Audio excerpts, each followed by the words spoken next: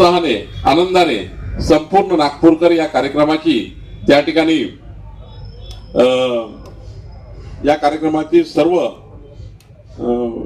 आपले इथले नागरिक जनता या कार्यक्रमाच्या संपूर्ण हजेरी लावतील, या कार्यक्रमाला स्वीकारतील आणि या कार्यक्रमातनं पुन्हा एकदा आपल्या नागपूरला या ठिकाणी दीपावलीच्या या पावन पर्वावर आपल्या या सर्वांच्या आनंदाला द्विगुणित करतील एवढंच मी या ठिकाणी सांगतो।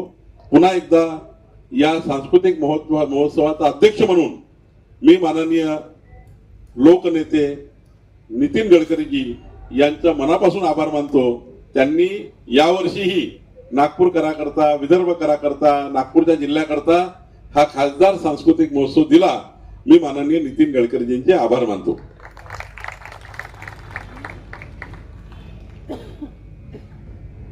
काय प्रश्न विचारत आहे? बावनकुळे साहेब, माझा एक प्रश्न तुम्हाला आहे आणि माझा एक प्रश्न आयोजकांना आहे, अनिल सोले साहेबांना। तुम्हाला हा प्रश्न हा आहे की जे जैन मुनी आहे त्यांनी असं म्हटलं की धर्मसत्ता राजसत्तापेक्षा मोठी आहे। स्वातंत्र्याला 75 वर्ष झालेले आहेत। राजकारण वोट बँक साठी महाराष्ट्राचं राजकारण कोणत्या बाजूला जात आहे? मी तुम्हाला थोडा वेगळा बाईट देतो।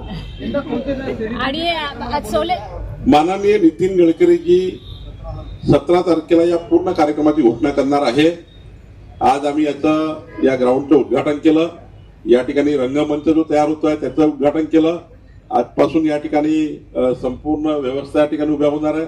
कारण शेवटी 50,000 1 लाख लोक येतात तेव्हा कोणी व्यक्ती असा नको ज्याला सुविधा मिळाल्या नाही। सुविधापासून वंचित राहू नये। या ठिकाणी आलेल्या प्रत्येकाला बसण्याची व्यवस्था झाली पाहिजे, प्रत्येकाला आनंद घेता आला पाहिजे। परिवारासहित आलेला प्रत्येक व्यक्ती या ठिकाणून आनंदित होऊन गेला पाहिजे। ही व्यवस्था उभ्या करण्याकरता आज ग्राउंडची पूजा आपण केली आहे।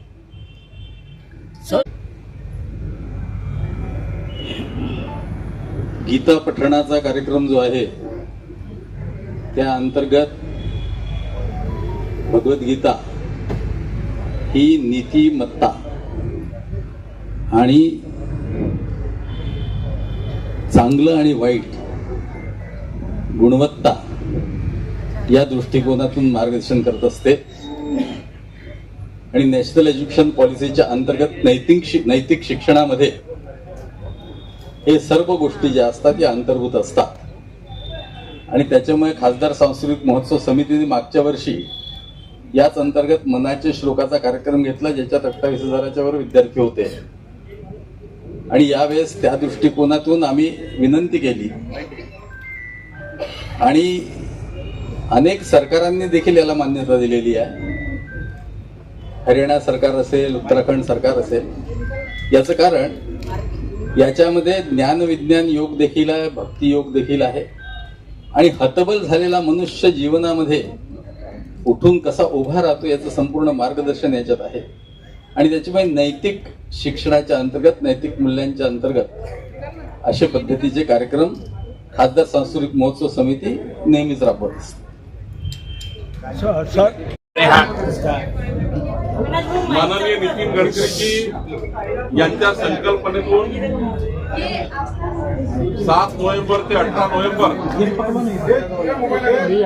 या काळामध्ये सांस्कृतिक महोत्सव, खासदार सांस्कृतिक महोत्सव सुरू होते आहे आणि या ग्राउंडवर आज त्यांचं आम्ही भूमिपूजन केलं या कार्यक्रमाचं। आणि या सांस्कृतिक महोत्सवामध्ये या शहरातील 1 लक्षच्या वर परिवार याचा आनंद घेतात। माननीय नितीन गडकरीजींनी मागच्या 10 वर्षापूर्वी हा सांस्कृतिक महोत्सव सुरू केला। खासदार सांस्कृतिक महोत्सवाच्या माध्यमातून नागपूरच्या, विदर्भातल्या, महाराष्ट्रातल्या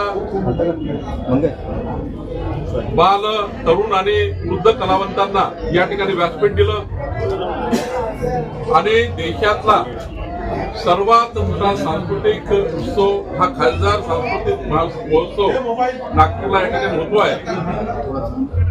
आणि ही मोठी देण नागपूरला माननीय नितीन गडकरीजींनी दिलेली आहे। मी या कार्यक्रमाचा अध्यक्ष म्हणून माननीय नितीन गडकरींचे आभार मानतो. त्यांनी या ठिकाणी खासदार सांस्कृतिक महोत्सवाचं 10वं वर्ष यावर्षी एक मोठी मेजवानी नागपूरला दिलेली आहे. मी काल असं म्हटलं होतं की माननीय मुख्यमंत्री देवेंद्र फडणवीसजी यांनी